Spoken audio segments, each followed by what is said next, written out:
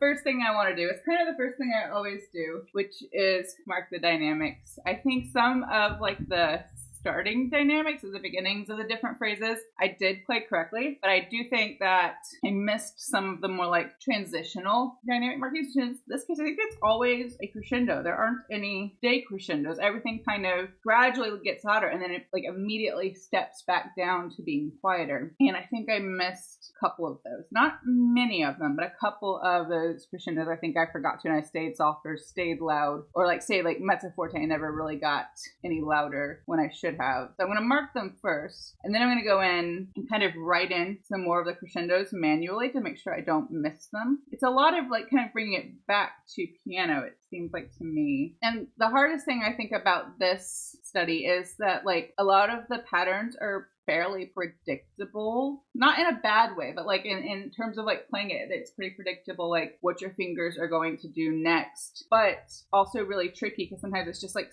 slightly different from what I think would be the next thing, where there's an extra note in there that makes the pattern a little bit more difficult than I was expecting. So now that I've got those highlighted, I want to mark kind of like the ends of the crescendos, or like where they come to like a different line, just to make sure I don't forget about them. Because I find when the crescendo is written like as a word and not as like the shape, I'll start doing it, but then I kind of forget about it as I go along. So I want to kind of like write in little reminders for myself that I am still crescendoing, especially when it's a longer one. So like here, go ahead and write in a few of them. Like this one's a long one, so I definitely want to write in a few reminders. I also feel like the way it's written, it's very much like here at the beginning of the second page is piano crescendo, and then the next written dynamic is piano. So I feel like it should crescendo all the way up to that piano. I feel like he very deliberately didn't write in any diminuendos or any decrescendos, so it's always getting louder and suddenly jumping back down. What I didn't say before, this one is just a Victor Polatschek original. It's not based on another piece. I like the ones that are based on other pieces, but I actually quite like a lot of the ones that are like his originals. And when there is a change in the dynamics but no crescendo mark, I'm going to assume that those are meant to be, you're just stepping the dynamic up and down. It shouldn't be a gradual change. And then here, I want to remember that it's pianissimo basically all the way until the crescendo starts in the end of that third line from the end, and then it can start getting louder all the way to the end. Now somebody else might disagree. They might decide to write in some diminuendos or decrescendos to add some interest that way, and I think that's fine, but I want to try it this way. I want to try it the way that I feel like he wrote it, and it seems like that's what he was going for. I'm going to start with the metronome too. So this is dotted quarter equals 80, and I'm going to try and work it up to about 100 eventually, not just straight away.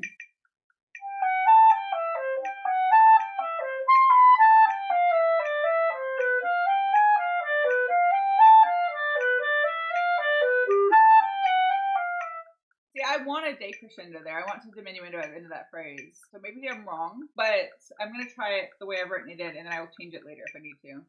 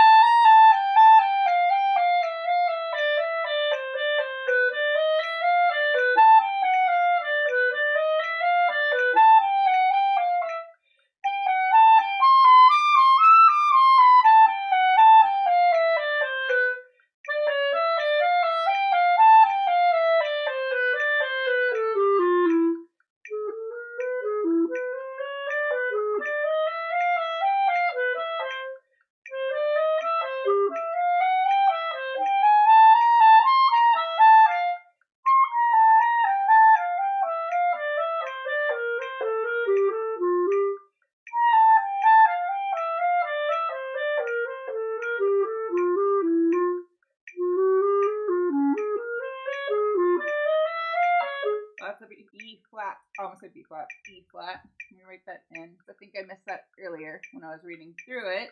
And also, oh, this high D here. I've been practicing it using this third side key right here, this fingering. It's like a trill fingering.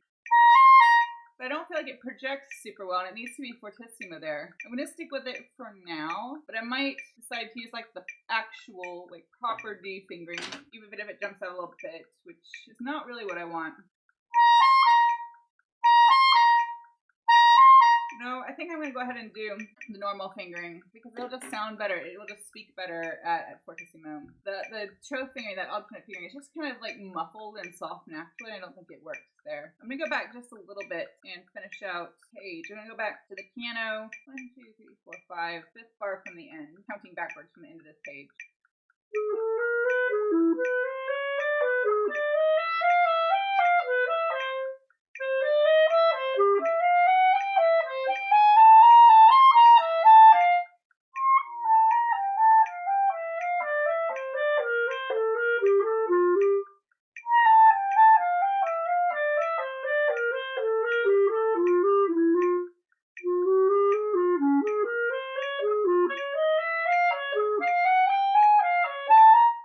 Again, it's a B flat. I don't know why I'm having trouble remembering my accidentals today.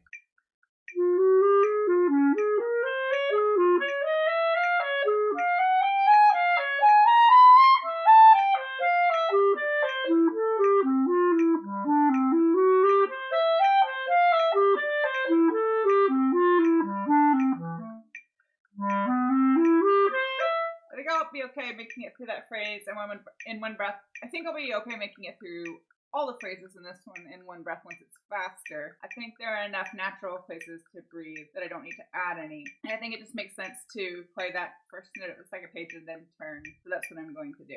I'm going to try and put that in one piece and go back just like midway through 1, 2, 3, 4, 5, 6, the sixth line from the end.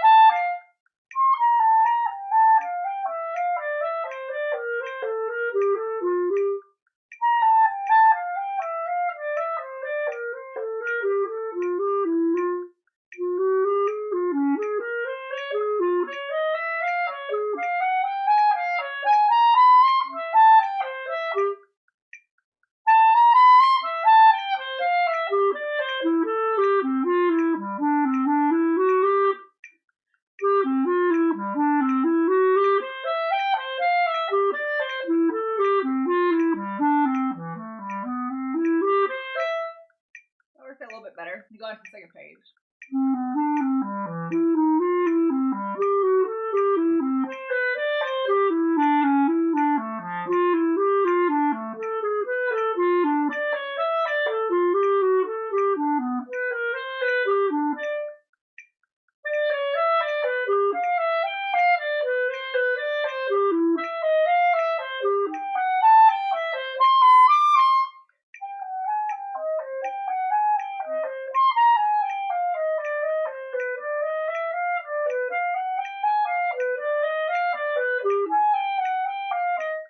I need to do that again because I did something in the dynamics I didn't like or didn't think was quite right, but I'm not sure where I went wrong. So I'm going to go from the top of the page again.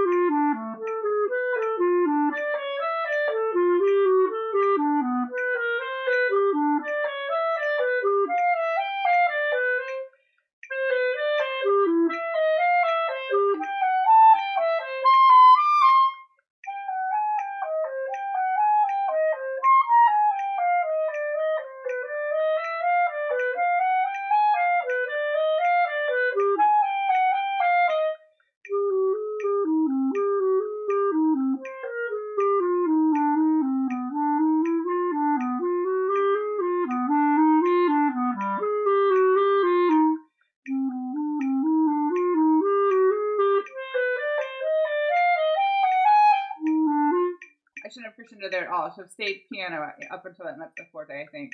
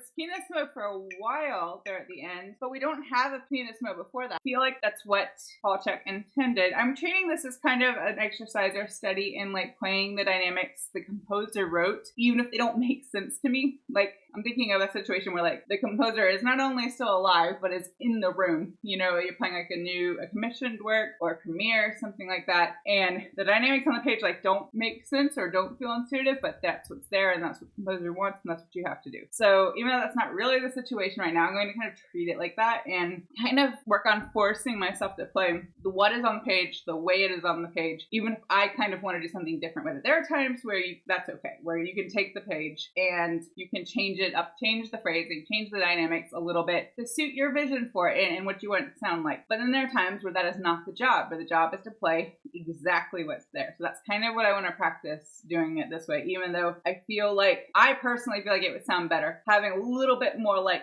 ebb and flow and having some like small diminuendos at least at the end of each of these phrases, but it's not what's written. So I'm going to, for the sake of this exercise, for working on this study this way, I'm going to treat the dynamic markings very literally and try and deliver on them exactly the way they're written, even though I might like it a different way. Let's speed it up a little bit. This is dotted quarter equals 85.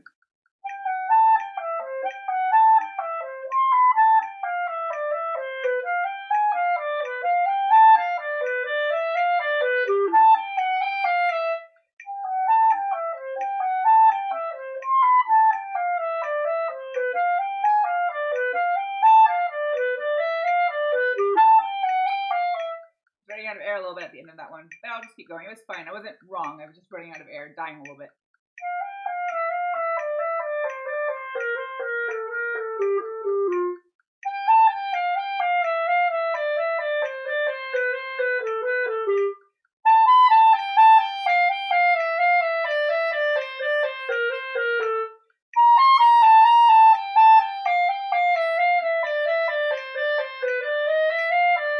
I think that high D is just going to sound better. It's like the normal, like traditional fingering instead of the trill, like alternate fingering. It just is going to speak better and have more presence of that fortissimo. The other one would be great if it was marked piano, but it's not. It's marked for fortissimo, so I'm going to use the regular fingering just to make sure it sounds the way it's supposed to sound. So it's not like everything else is fortissimo and that D is kind of like mezzo forte.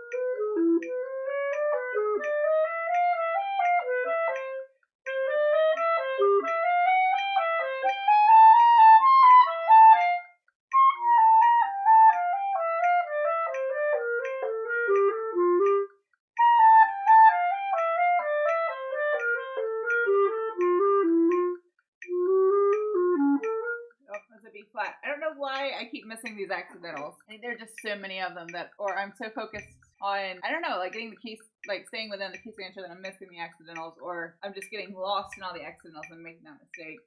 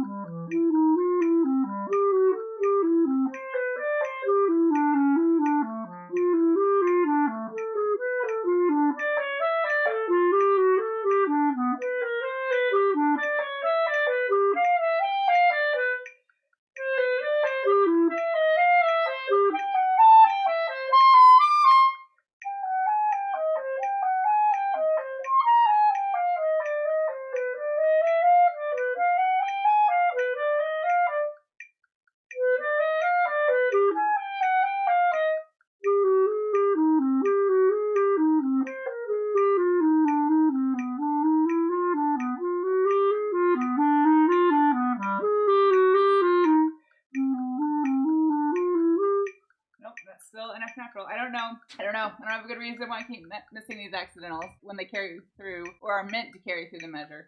But that's just what I'm doing today. So I'm going to mark it every time I miss it.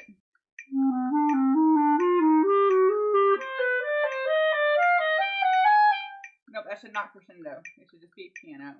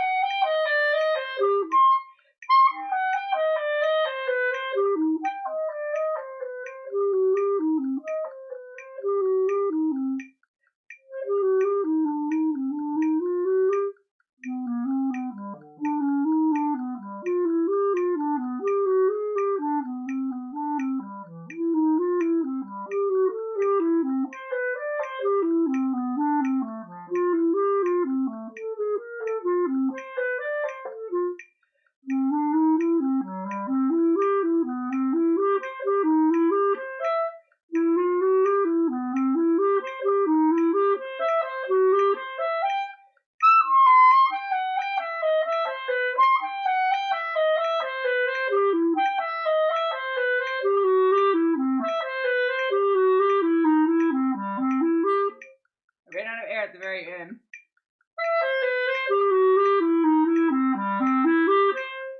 Yeah, I disagree with the dynamic markings or the way I'm interpreting Polatschek's dynamic markings, but I want to try this. I want to try to stay in this box of taking the markings very literally and playing it exactly the way it seems like he wrote it. Now, he might have meant something totally different. I can't ask him at the moment, but it's a good challenge to not play it exactly the way I want to and to play it the way it seems like the composer wants it. All right, let's do 90.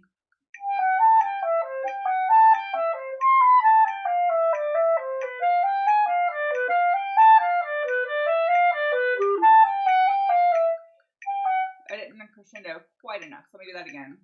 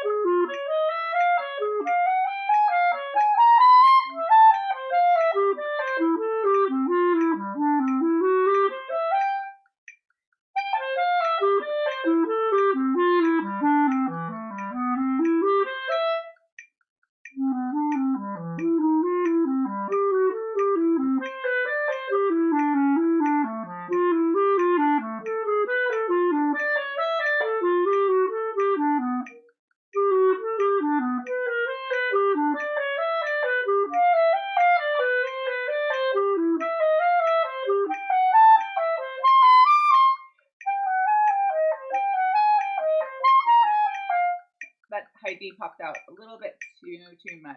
So let me go back just to the beginning of that phrase.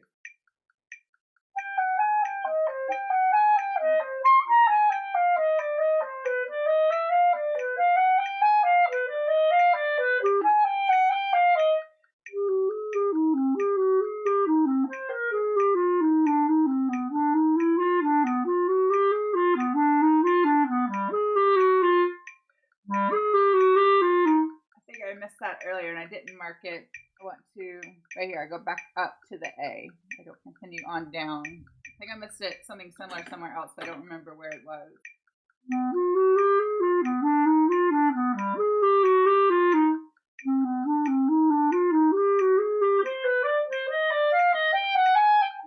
I should not crescendo write no crescendo, exclamation point, because I keep doing it.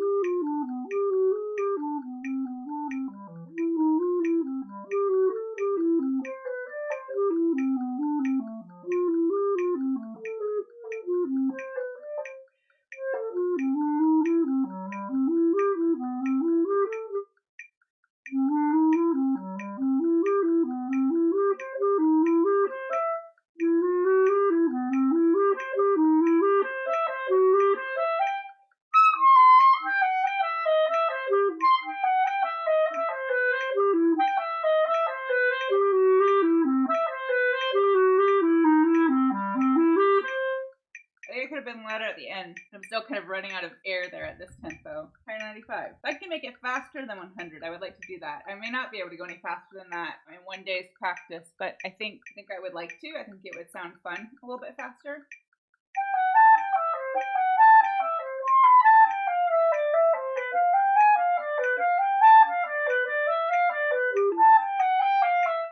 Not enough crescendo. I'm going to give myself extra markings.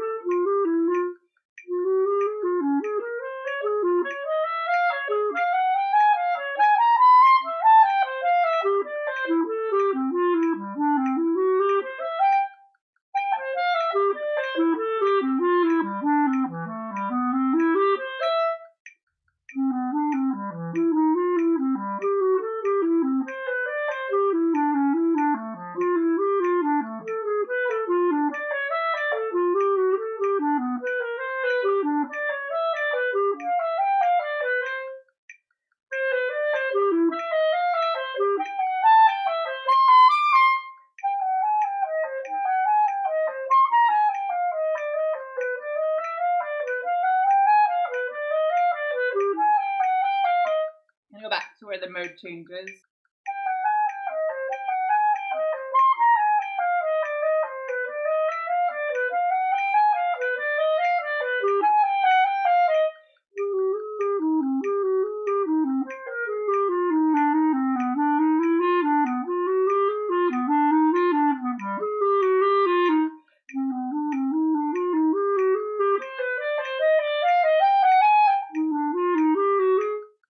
Back, not the piano where I have no crescendo exclamation point written because I keep crescendoing, but the piano before that.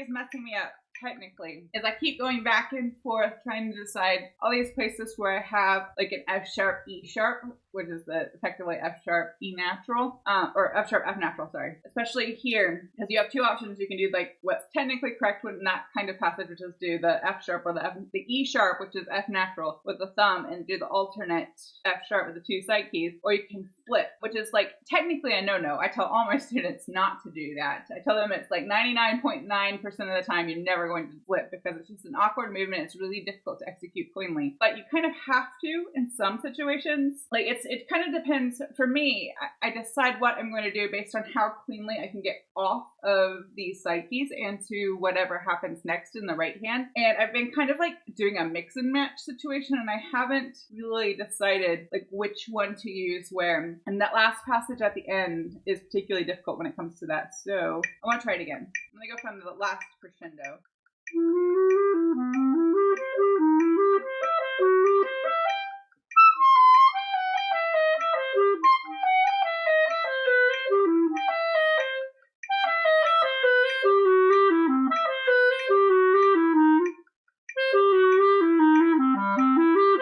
That one I'm going to use the two side keys, so that just makes sense. I think I confuse myself by the time I get to the end, and that's why I'm making a mistake. I'm going to do that much again.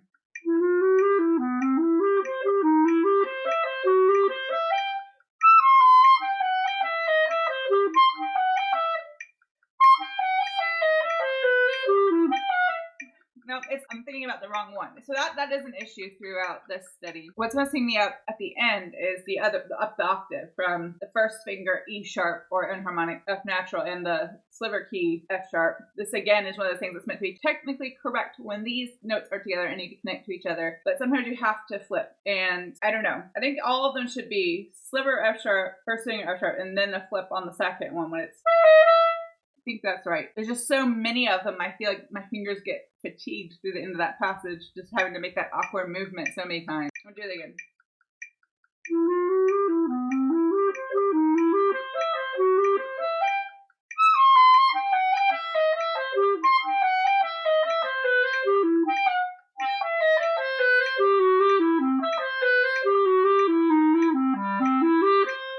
Yeah, I think that'll work okay. I'm gonna try it at 100. If I do this successfully, I'll see if I can go any faster. If not, then I'll just stick with this as my like working performance tempo for today.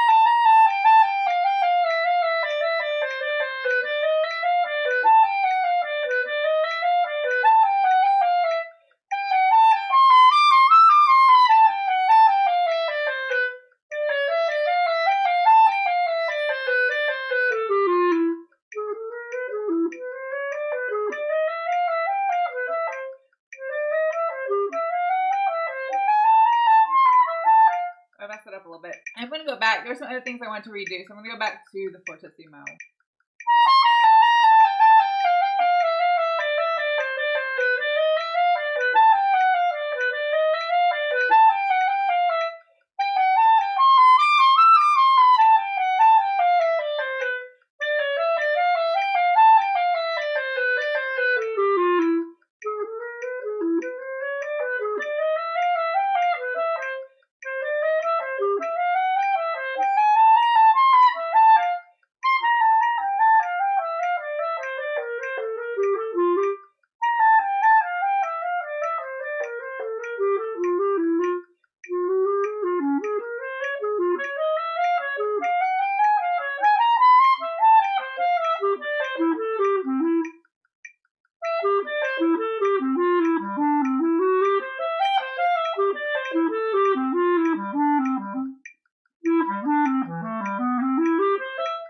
Close a little two bar when I'm trying to read because it's hard to read the notes through it. I'm going to go back to piano, second measure, third line from the end.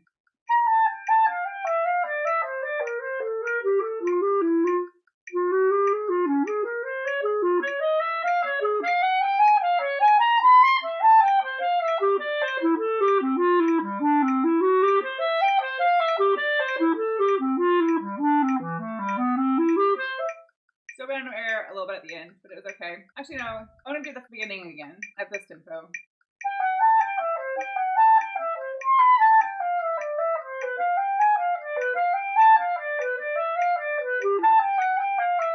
I didn't do any crescendo at all. I always annoy myself when I made a point to make a marking for the dynamic or whatever it is. Make some sort of marking in the music, something that I keep missing, like getting wrong or just not doing at all.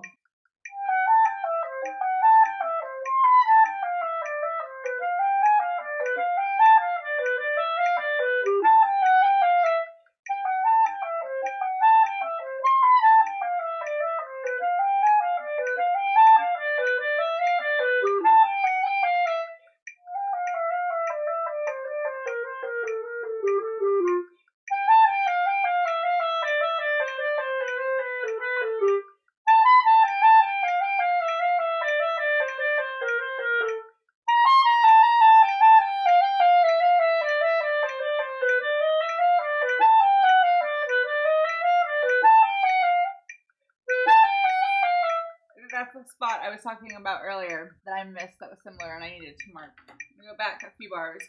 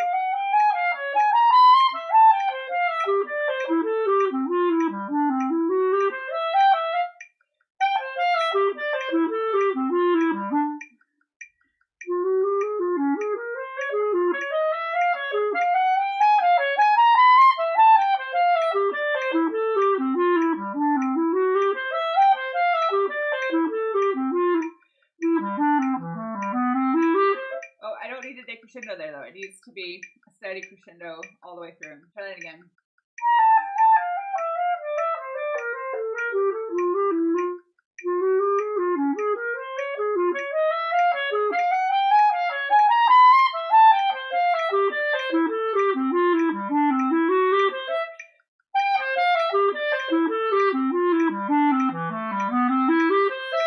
That's better.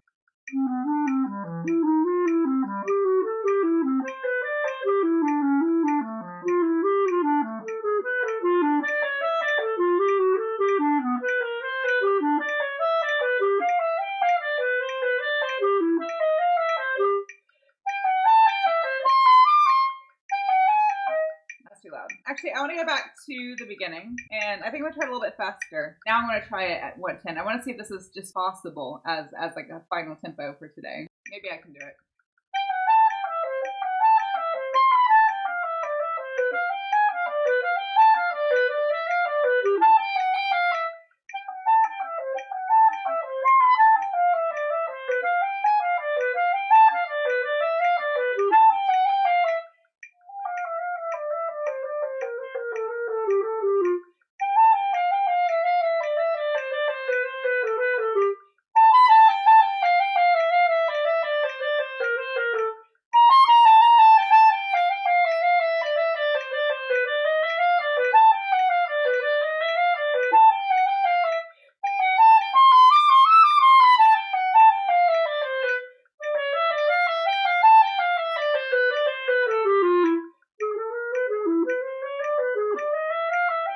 Did I skip a line? I don't think so. I'll go back to the fortissimo just in case.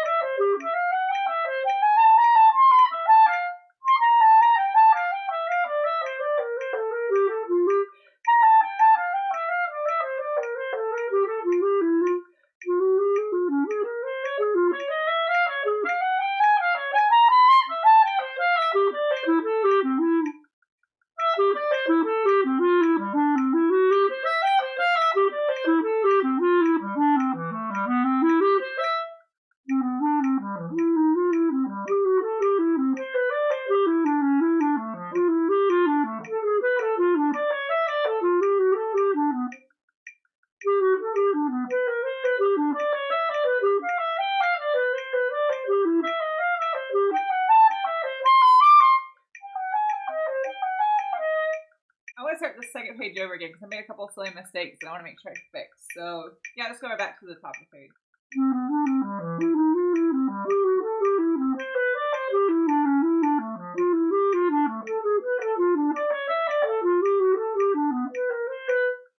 I didn't crescendo enough yet. I mean, I started to, but it wasn't enough.